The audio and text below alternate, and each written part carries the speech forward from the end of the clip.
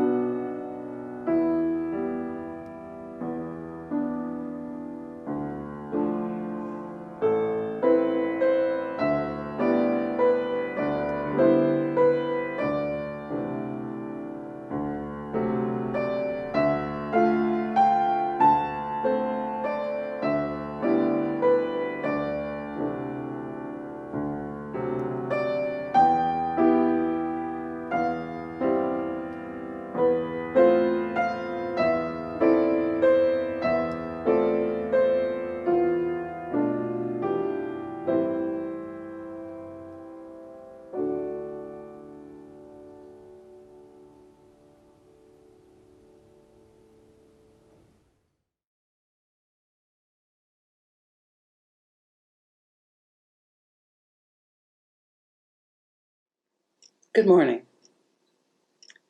This Sunday is Martin Luther King Sunday. It's a Sunday that we celebrate the work of Dr. King and the work that still needs to be done of Dr. King's. I want to start this service with these words from Gwendolyn Brooks. It's called Martin Luther King Jr.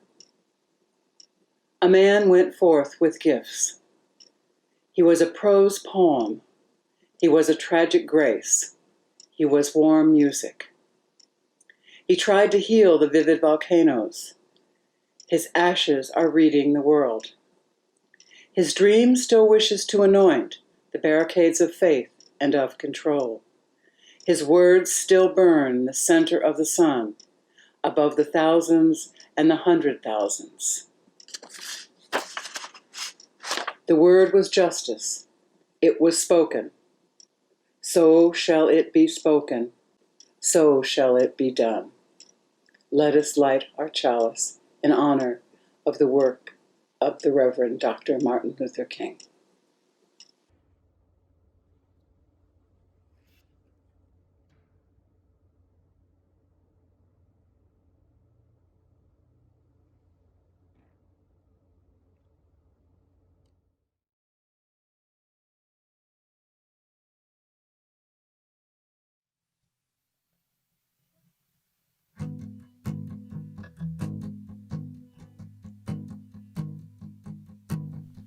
At the edge of Jericho Road, beneath the streetlights' yellow-orange glow, the feared and the fallen go in the wake of predator and prey. No one spared, 'cause hate is too great a weight to bear. In a cage of shadows we meet, naked, bloodied in the street, at the mercy, at the feet of the way of predator and prey. No one spared, 'cause hate is too great a weight to bear. In the darkness on shattered pavement, the better angels fade, lured in slumber, murder by numbers. Do we know my name?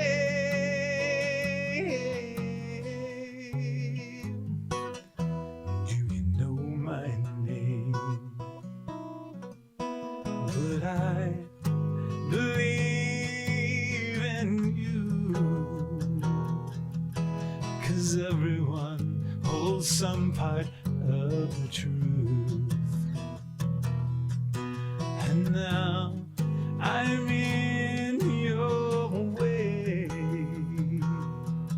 Do we stay on Jericho Road, forever going nowhere, till hate is too great a weight to bear? And hate is too great a weight to bear.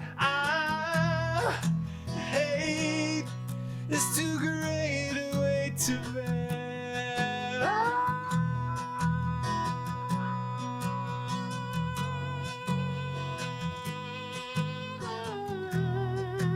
Hate is too great a weight to bear.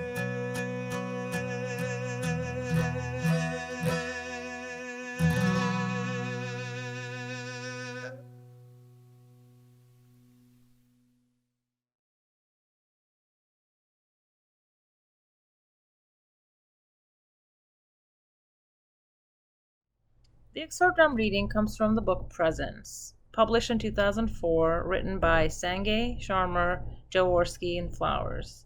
The full book is available on Amazon. Not all visions are equal. Some never get beyond the motherhood and apple pie stage. Good ideas that unleash no energy for change, and others transform the world. There is nothing more powerful than an idea whose time has come, said Victor Hugo 150 years ago. Yet, the power Hugo refers to remains elusive, carefully guarded by a paradox. There's nothing more personal than a vision, yet the visions that ultimately prove transformative have nothing to do with us as individuals. The seeds for this transformation lie in seeing our reality more clearly without preconceptions and judgments.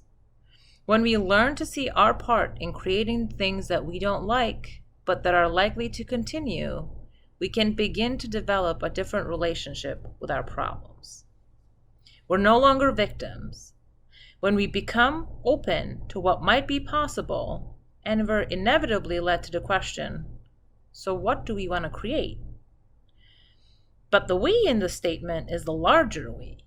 The visions that arise out of genuine presencing come from the field knowing itself, a spontaneous expression of discovering the power to shape our reality and our responsibility to an emerging future. By contrast, many visions are doomed from the outset because those who articulate them, whether consciously or not, are coming from a place of powerlessness. If we believe that someone else has created our present reality, what is the basis for believing that we can create a different reality in the future? The problem with most attempts to formulate visions is that people formulate visions that are disconnected from a shared understanding of present reality and a sense of shared responsibility for that reality. If people are still externalizing their problems, they create, in a sense, externalized visions, which amount to a kind of change strategy for fixing problems which they have not yet seen their part in creating. Only when people begin to see from within the forces that shape their reality and to see their part in how those forces might evolve does vision become powerful. Everything else is just a vague hope.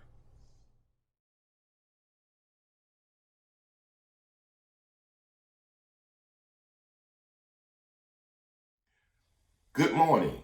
Our January Share the Plate recipient is the First UU Disaster Relief Fund. This fund was developed for our community to support emergency needs when serious disaster hits communities with which we have some connection.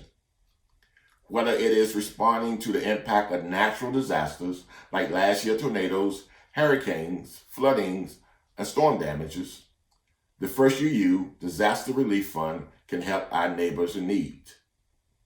This fund has allowed our community to respond to the needs that arise unpredictably and require a fairly quick response. And with your generous donation, we have used significant amounts available in this fund to help our neighbors in need. So with your help, we hope to replenish the fund with the Share the Plate contribution during this month. Our community generosity permits us to respond to these unexpected needs, and we sincerely appreciate that generosity to continue this much needed work. An offering will now be taken and most graciously received. Thank you.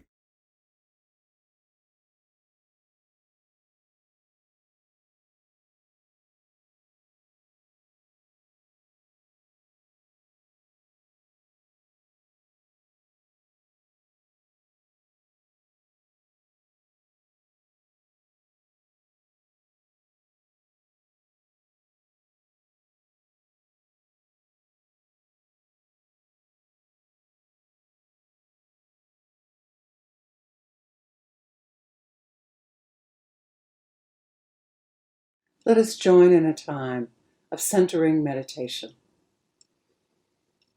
Sit comfortably in your seat.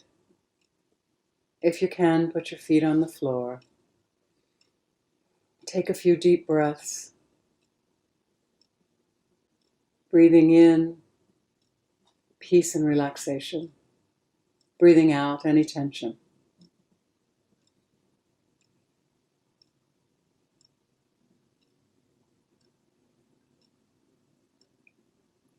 Pay attention to your body. Pay attention to where your feet meet the floor. And imagine we have roots just like trees. And from the bottom of our feet, our roots extend into the earth. Let this vertical flow extend roots from the bottom of your feet into the earth. And let them go all the way to the middle of the earth. Feel the energy downward that connects our feet like tree roots to the earth, to the middle of the earth.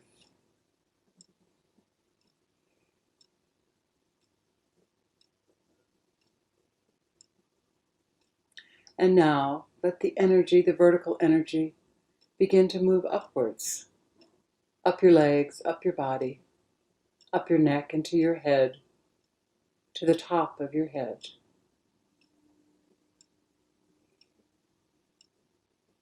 And imagine that the globe of your head is a microcosm of the globe that we're in. It's a microcosm of the whole connection we feel upward. So let your attention go upward, feeling the connection upward that flows through our body, through our head. The connection of us to the whole sphere around us.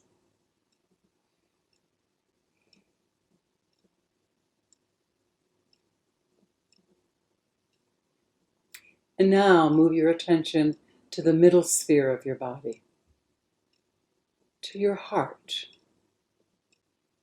This horizontal connection that connects us all. Feel it in your heart. And it's more than a physical heart. It's that heart space. And imagine someone you love, something you love, in front of you.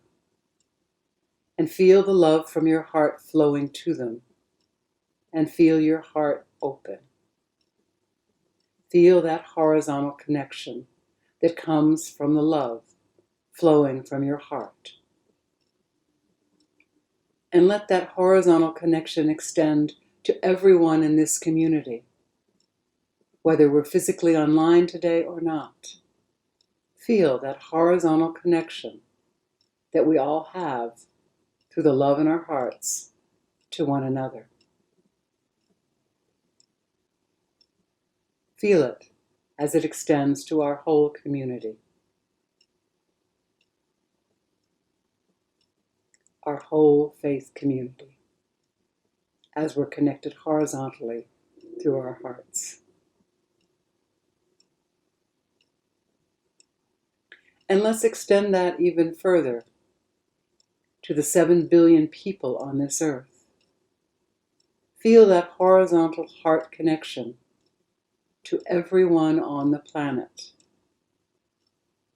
to people you know, to people you don't know, to people you may like, to people you may not like, to people you disagree with, to people you're in conflict with. Extend that horizontal connection of the love in your heart to everyone on this planet.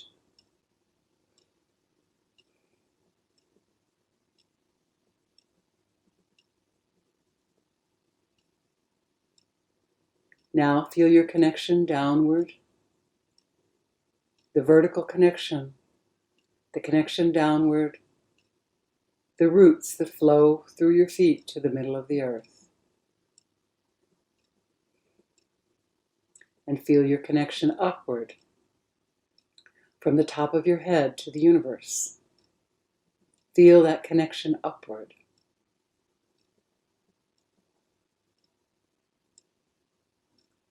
And now let those connections join in your heart. Feel the horizontal connection in your heart, the space for love that connects us all horizontally.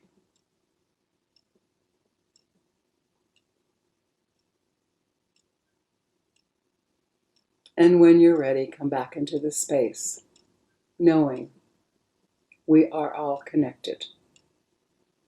Amen. Blessed be.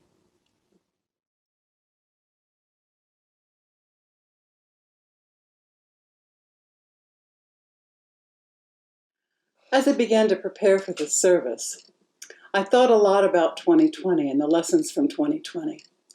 As I reviewed this unusual and disturbing year, 3 things stood out for me. The first one was Black Lives Matter. The second one is that climate change is real. And the third, showing up matters. My 3 lessons from 2020. I find it hard to believe we can go through with this time without seeing the hard reality of Black Lives Matter. This is Martin Luther King's celebration weekend. Last week, Reverend Jean challenged us to embrace nonviolence. Today is the only national day of service that we have on our calendars. Perhaps the quarantine time slowed us down enough to notice what's been happening to Black people in the country forever. The hard reality of the Confederate flag, Confederate names on our schools and streets, the statues, and the effect on our Black lives is obvious. Some progress has been made, but not enough to quell the uprising of the far right, who are trying to hold on to white supremacy.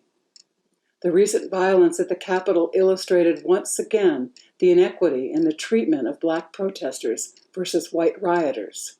The false equivalency of the 2 events was declared and challenged. Black lives matter precisely because of how little they matter, demonstrated in the way we treat them daily. I know it's harsh, but it is the reality of our world and our country. 2, climate change is real. It's hard to deny after the year we've had. Wildfires, floods, storms, record heat, rising waters. We're handing the next generation a huge crisis. We're teetering on the brink of being able to reverse some of the damage we've done in the name of progress. I don't think I have to say much about this except, please listen to the concerns of the younger people who are inheriting this earth. And third, showing up matters. As an ally at a demonstration, to vote, to get out the vote, to challenge our systemic and institutional racism, showing up matters in this pandemic. We show up to help our neighbors. We show up to protect one another by listening to the guidelines on how to be safe. We show up for our vaccinations, and we show up for our community.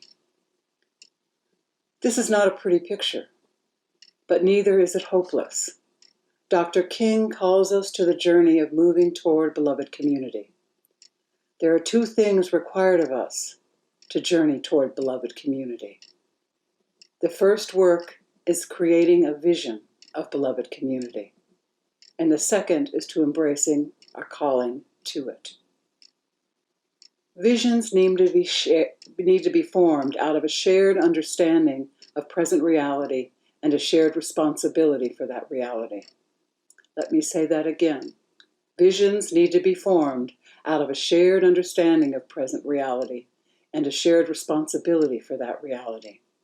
In other words, we cannot say, this is not who we are. It may not be who we want to be, but this is who we are.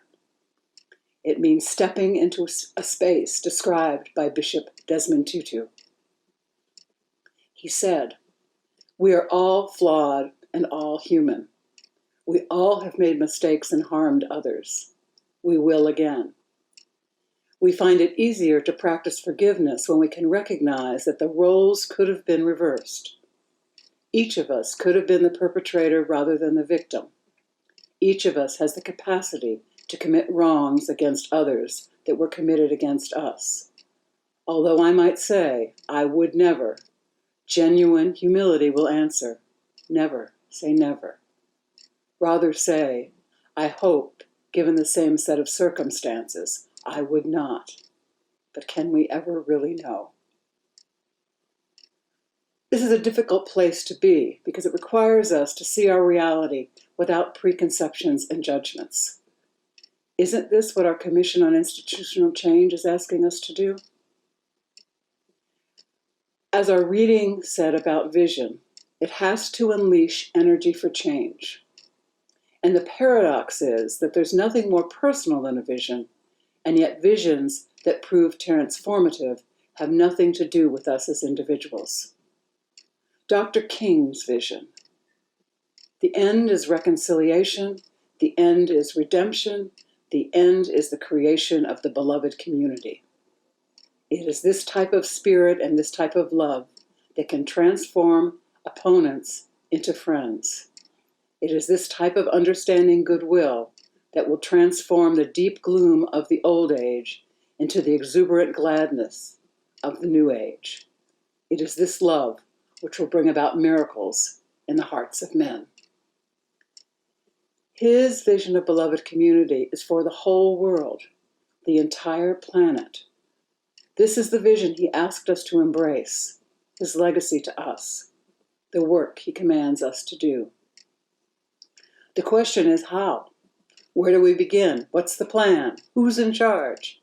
It's a bit overwhelming and yet critical to our survival.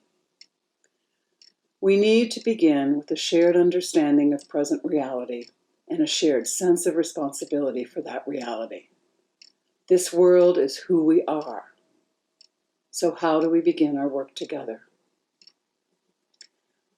To find the shared sense of present reality, we have to listen to our family, friends, strangers, enemies, to experience their present reality. We do this by listening with open hands and open minds. When we approach our neighbors, we must do it having examined our assumptions and preconceptions. Who do we think they are? And then we need to let it go and encounter one another with open hearts, letting our hearts and minds sense their present reality and merge it with ours. This is how visions are born. Visions that include everyone's reality and visions that engage us in shared responsibility of that reality. This is painful work, but it's also exciting work as we discover the power to shape our reality and our responsibility to an emerging future. We know what happens when we try to fix a problem but do not see our part in creating it. And this is an evolutionary journey, step by step. Beloved community is a journey, not a destination. Our journey to becoming an anti-oppressive, anti-racist, multicultural community has taught us that many of the challenges were created by us and our systematic racism, our white privilege. So what do we want to create?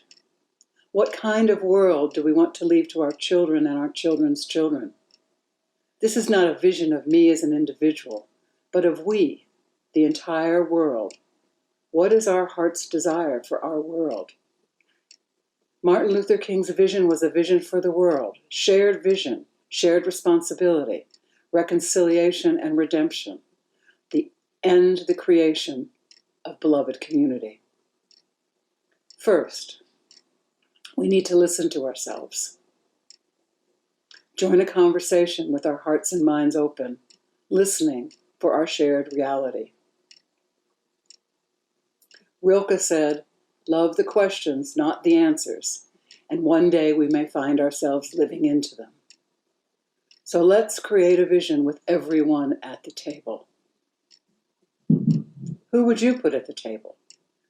Is there a vision for our city that includes the wealthiest and the poorest residents? Is there a vision that includes all ages? Is there a vision that includes documented and undocumented, housed and unhoused, employed and unemployed, differently abled, all faith communities, all nationalities, all genders, all generations? As we extend our heart energy to all of these people, can you feel the power? And how are you called to do or be in birthing this vision? The pandemic has provided an opportunity to deeply listen to one another in our community and to deepen our commitment as a faith community to the Black Lives Matter movement and the ministry to the earth. We've enlarged our commitment to immigrant justice and the sanctuary movement. We should be proud and know that there is still much work to be done. I want to ask you, how does it feel to you to live into these commitments? Although the challenges trouble our souls, the work opens our hearts. And this comes to the third lesson of 2020. We show up. We hear our call to serve, and we show up for our neighbors, for one another, for our faith communities. Can you imagine what the map would look like if we all posted our service to the community and the world?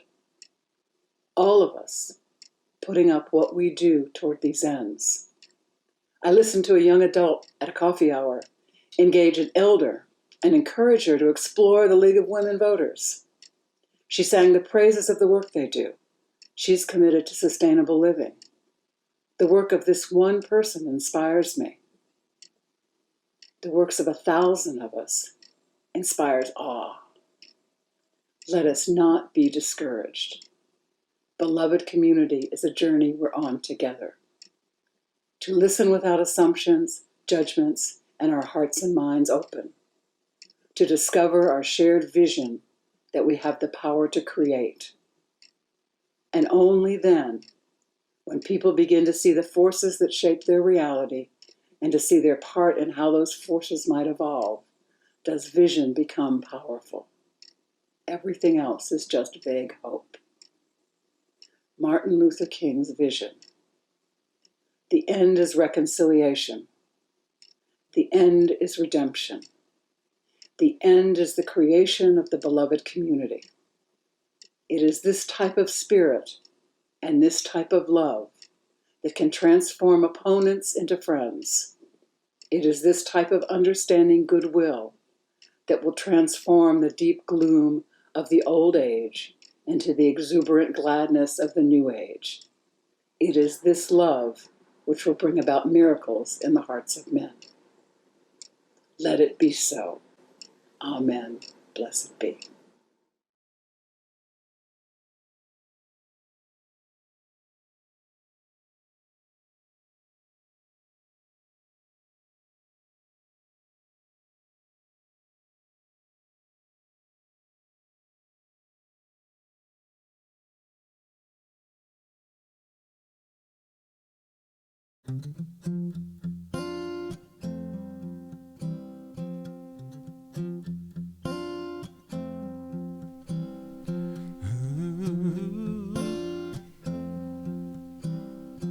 Hey. When I get tired, it's like I was dropped into the sea. You could swim your whole life and be nowhere you wanna be. Oh, everyone gets tired and the water is so wide. But then somebody comes and shows you. They show you the other side. The other side. There was a little man, barefoot and frail. He took a walk down to the Ganges. He took a lion by the tail. He made a way out of no way. One by one they saw the truth. He was ready when they told him. They said, history chooses you. We see so far. In the name of love we are standing on. In the name of love, the shoulders of giants. One more in the name of love.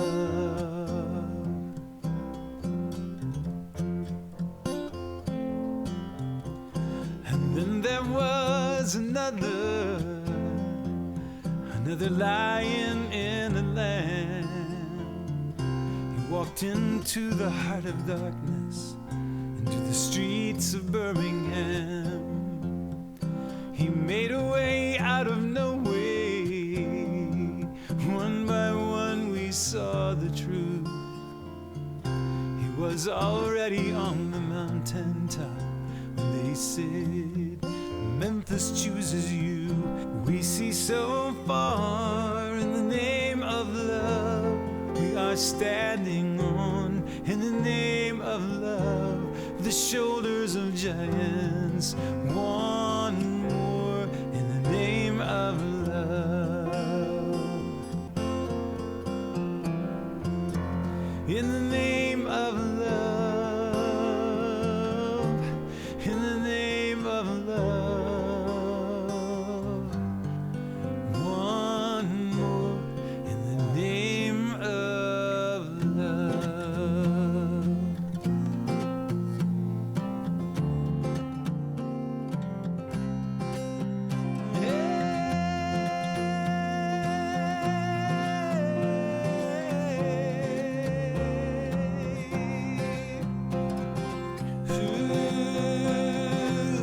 Early evening, April 4th, shots ring out in the Memphis sky.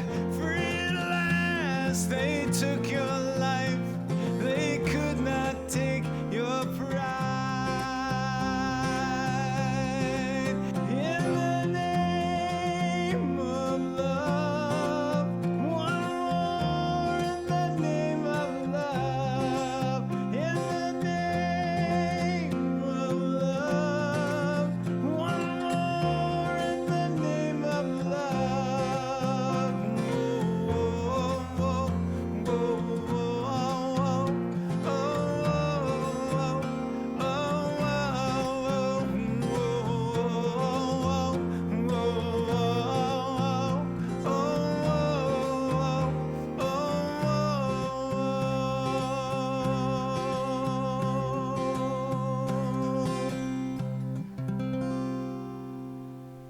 So make a way out of no way. Make their stories live and breathe. And we will never lack for heroes in our darkest hour of need. In the name of love. In the name of love. One more in the name of